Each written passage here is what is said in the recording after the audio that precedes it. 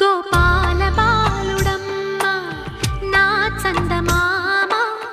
పదే పదే చూసుకున్న తనివి తీరదమ్మ రారా కన్నా కడుపారా కన్నా నా చిటికెలు వింటూ